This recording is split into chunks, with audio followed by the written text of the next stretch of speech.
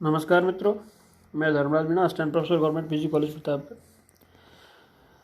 अब तक मित्रों जो हमने पढ़ा है उसके बारे में कुछ छोटे क्वेश्चंस, शॉर्ट क्वेश्चंस, तथ्यात्मक, उनके बारे में आज जानकारी दी गई है। स्क्रीन पे आपको नज़र आ रहा है। तो सबसे पहले वर्धा प्रस्ताव, जो कांग्रेस द्वारा पुनः आंदोलन करने का जो निर्णय लिया गया था वो 14 जुलाई 1942 को वर्धा प्रस्ताव में लिया गया था।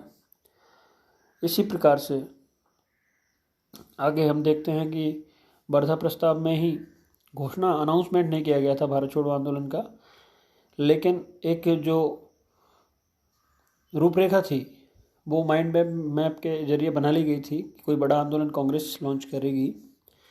तो इस संदर्भ में निर्णय लिया गया था वर्धा प्रस्ताव में, लेकिन आंदोलन की कोई घोषणा या फिर किसी प्रकार का प्रस्ताव वहाँ इस प्रकार का अनाउंसमेंट नहीं था, लेकिन आंदोलन करने का निर्णय था। 14 जुलाई 1942 को वर्धा में प्रस्ताव पारित हुआ कांग्रेस कमेटी में। भारत छोड़ो आंदोलन की विधिवत घोषणा 8 अगस्त 1942 को की गई। 9 अगस्त को सारे लीडर्स को गिरफ्तार कर लिया गया। ये कांग्रेस महासमिति की जो बैठक हो रही थी मुंबई में, जो अगस्त क्रांति मैदान के रूप में जाना जाता है, ग्वालियर टैंक मैदान, तो वहाँ की घटना है। भारत छोड़ो आंदोलन की विधिवत घोषणा 8 अगस्त 1942 को की गई। भारत छोड़ो का जो नारा है यूसुफ मेहर अली ने दिया, और इन्होंने ही, यूसुफ मेहर अली ने ही साइमन गो बैक का नारा भी गढ़ा था पहले। और इन्होंने जो अगला तथ्य है वो है कि मैं ब्रिटिश साम्राज्य को समाप्त करने के लिए प्रधानमंत्री नहीं बना हूँ। विंस्टन चर्चिल का कथन है, जो दिसंबर 1941 का दिया हुआ बयान है। इसका मतलब ये था कि औपनिवेशिक स्वराज्य की स्थापना भारत में होगी या फिर भारत को आज़ाद किया जाएगा। ऐसे तथ्यों से वो लोग परे थे। तो विंस्टन चर्चिल का ये कथन डेफिनेटली साम्राज्यवाद को बढ़ावा देने वाला कथन है। जलालाबाद पहाड़ी का युद्ध है, तो ये जलालाबाद पहाड़ी 22 अप्रैल 1930 में चटगांव के क्रांतिकारी और अंग्रेजों के मध्य में एक लड़ा गया स्थान था, जो उनके बीच में झड़प हुई। इससे पहले इन लोगों ने चटगांव शस्त्रागार को लूटा, और उसके बाद जब इनकी यहाँ घेराबंदी हुई तो इसमें 12 क्रांतिकारी शहीद हो गए। और हिंसक प्रवृत्ति के बावजूद इन क्रांतिकारियों का नारा था कि गांधी जी का राज आ गया है, और इनका नेतृत्व सूर्यसेन कर रहे थे। तो इस तरीके से जो जलालाबाद पहाड़ी का युद्ध है, एक महत्वपूर्ण घटना है कि हिंसक प्रवृत्ति होने के बावजूद भी गांधी जी को वो अपना नेतृत्व दे रहे हैं या मान रहे हैं उनका नेतृत्व। तो कहीं ना कहीं से ऐसी चीज़ें हमें तथ्यात्मक रूप से पढ़नी है। आगे जो गांधी और इरविन के बीच में जो समझौता हुआ था, समझौते से पहले की सिचुएशन है कि वो चाहते थे कि उन दोनों के बीच में कोई वार्ता हो जाए। तो वह कथन है कि मैंने घुटने टेक कर रोटी मांगी और बदले में मुझे पत्थर मिला। गांधी जी द्वारा कहा गया, जब उनकी 11 सूत्री मांगे इरविन ने नहीं मानी, तो मैंने घुटने टेक कर रोटी मांगी और बदले में मुझे पत्थर मिला। तो ये बात याद रखनी है। 11 सूत्री मांगों का प्रकाशन यंग इंडिया पत्र में एक लेख के जरिए गांधी जी ने ब्रिटिश सरकार के समक्ष रखा।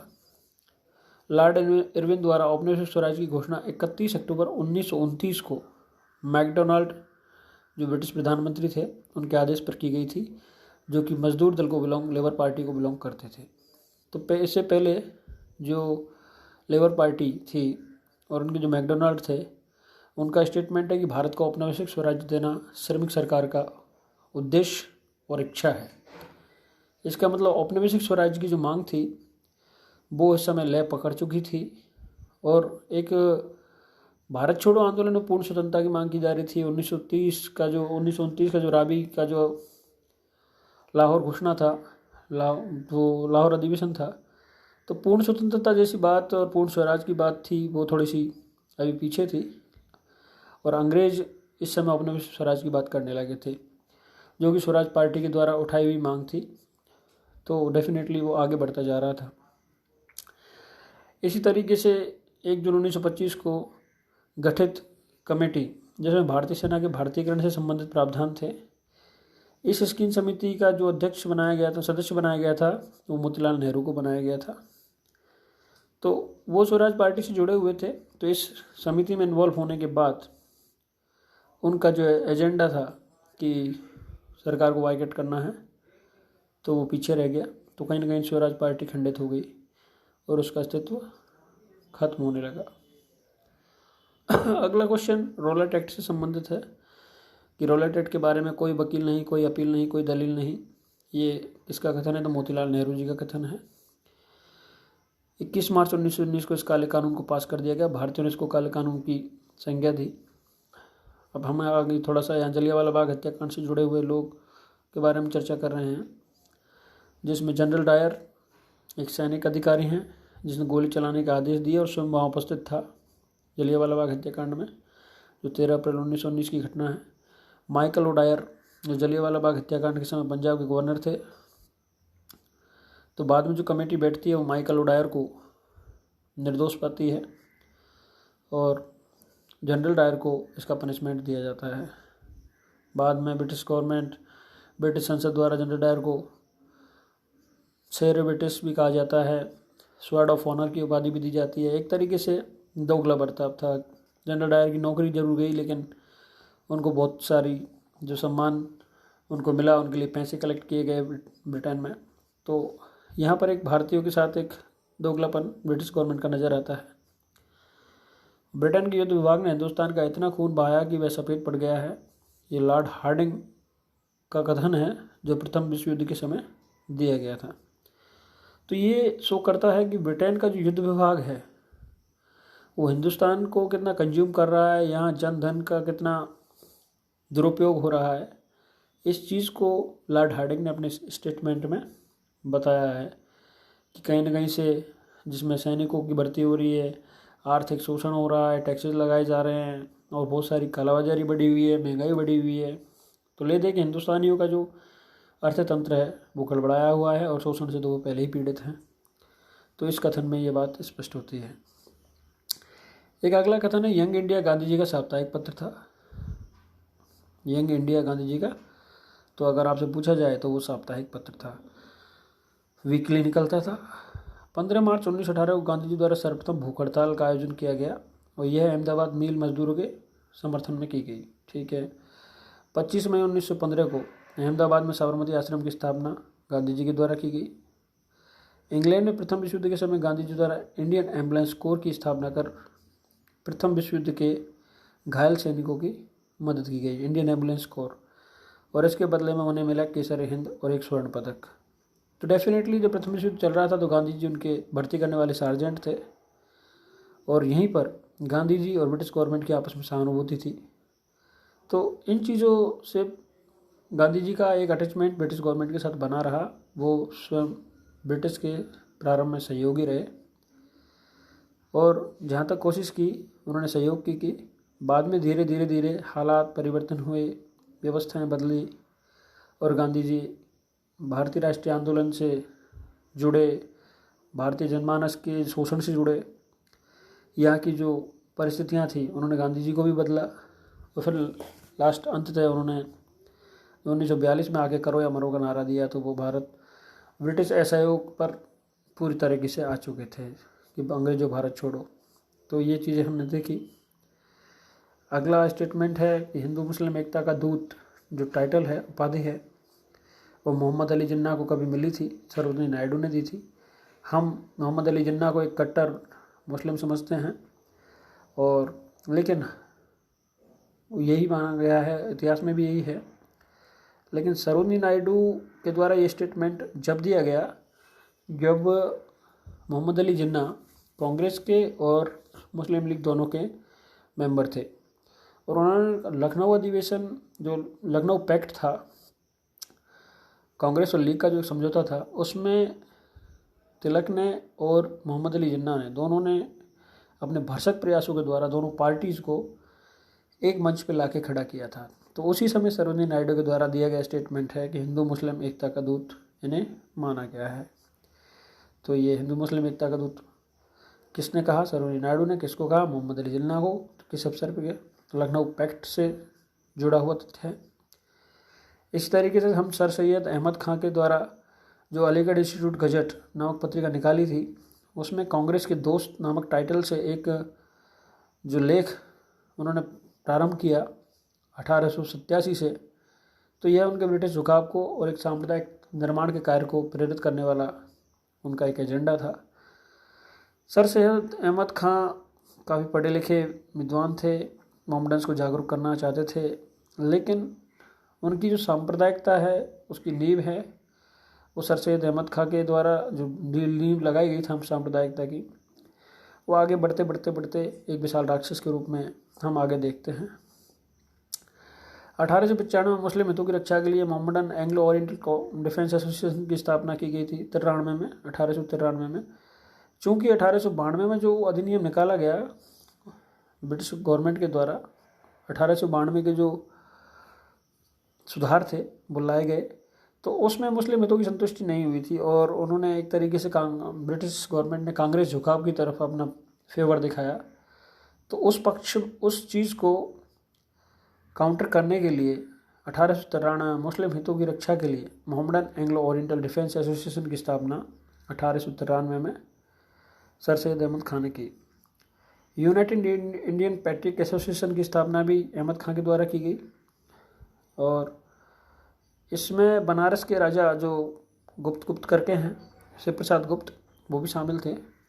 तो 1888 में यह संस्था बनी और ये भी मुस्लिम हितों को लेकर बनाई गई थी। मुस्लिम हितों को लेकर और ब्रिटिश गवर्नमेंट का जो एक सहयोग करना है उनका, और सहयोग प्राप्त करना है, हमको ब्रिटिश को सहयोग करना है, ब्रिटिश हमको सहयोग करेंगे, एक तरीके से दोनों का पैक्ट स्थापित करना, सहयोग आधारित एक नई पहल करना। इसी प्रकार से हम आगे के क्वेश्चन पर चर्चा करते हैं। तो सुद्दी आंदोलन के विरुद्ध में मुस्लिमों द्वारा तबलीग और तंजीब आंदोलन चलाए गए। सुद्दी आंदोलन जो चलाया गया था कि जो हिंदू मुसलमान बने हैं उनको वापस से हिंदू धर्म में कन्वर्ट किया जाए, आर्य समाजी पहल थी। तो मोहम्मडन्स ने, जो मुस्लिम लोग थे, उन्होंने भी तबलीग और तंजीब आंदोलन इसके पैरेलल चलाया। 1893 में मुस्लिम सुरक्षा संस्था का गठन किया गया 1893 में, जिसका उद्देश्य मुसलमानों को कांग्रेस में शामिल होने से रोकना था। तो हमें ये देखना है कि ये चीज़ें जो गठित हो रही हैं, ये जो कांग्रेस को काउंटर करने के लिए कहीं ना कहीं से ये सारी चीज़ें आगे हम देखेंगे। तो फिर मुस्लिम लीग का निर्माण भी देखेंगे, तो उसमें अंग्रेज़ों की भूमिका देखेंगे। जितने भी मोहम्मडन संस्थाएं हैं वो अस्तित्व में आएंगी कांग्रेस के बाद। हालांकि पहले भी कुछ आ चुकी हैं, लेकिन सबसे जो ज़्यादा इम्पोर्टेंस है वो है कि कांग्रेस की स्थापना के बाद मुस्लिम संस्थाएं अस्तित्व में आती हैं। तो क्यों आती हैं, इसके पीछे क्या कारण हैं, तो ये हम एक सांप्रदायिकता के रीजन में और अंग्रेज़ों की भूमिका के रूप में मैं भारत विभाजन के कारणों में भी थोड़ा चर्चा कर चुका हूँ और विस्तार से और भी हम आगे चर्चा करेंगे, लेकिन आज आप लोगों को फैक्ट बता रहा हूँ। महात्मा गांधी ने 1915, 1916 और 1918 के मुस्लिम लीग के अधिवेशनों में भाग लिया था, ये आपको जानना आवश्यक है। और ये वही समय है जब असहयोग की पृष्ठभूमि तैयार हो रही है, खिलाफत आंदोलन की पृष्ठभूमि तैयार हो रही है और हिंदू मुस्लिम एकता की जो बुनियाद है इन वर्षों में बराबर बनी रही। एक तरीके से कांग्रेस और लीग का जो समन्वय है वो बना रहा। तो हमको यहाँ पर इस फैक्ट को याद रखना है कि 1915, 1916 और 1918 मुस्लिम लीग के अधिवेशन में जो गांधी जी में भाग लेते हैं। इसी प्रकार से हम देखते हैं कि जो जिन्ना महोदय हैं वो 1920 तक कांग्रेस के सदस्य के रूप में थे। आगे का फैक्ट है कि 1918 में अहमदाबाद में जिस मिल में हड़ताल की गई उसके जो मालिक अम्बालाल साराभाई थे और जिन्होंने साबरमती आश्रम को बनाने के लिए धन दिया था, उनकी बहन गांधी जी की शिष्या बन गई अनसुईया बेन। तो ये हमें ध्यान रखना है, अनसुईया बेन का संबंध अहमदाबाद मिल वर्कर्स में और वो गांधी जी के साथ बराबर उस मुहिम का, उस आंदोलन का हिस्सा थी। वल्लभ भाई पटेल का परिचय गांधी जी से खेड़ा सत्याग्रह में हुआ, जो कि किसान सत्याग्रह था, जो किसानों की फसलों से संबंधित जुड़ा हुआ मुद्दा था। उस समय जो फसलें हैं वो बराबर नहीं हुई थी या फिर डिस्ट्रॉय हो गई थी, उस चीज़ को हम डिस्कस कर चुके हैं। गांधी जी की आत्मकथा सत्य के साथ मेरे प्रयोग थी जो मूलतः गुजराती भाषा में थी, तो इसके बाद में अनुवाद हुए हैं। तो इस तरीके से हमने ये कुछ 31 फैक्ट्स आप लोगों को बताए हैं। तो मेरी कोशिश रहेगी कि आप लोगों को एक फैक्चुअल नॉलेज के साथ एक डिस्क्रिप्टिव नॉलेज और एक एनालिसिस नॉलेज देने की मैं आप लोगों को कोशिश करूँगा।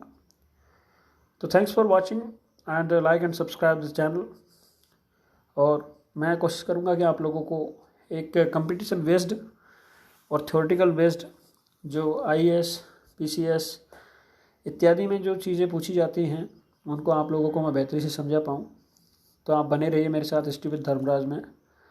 मैं कोशिश करूँगा कि मैं आप लोगों को बेहतर दे पाऊँ।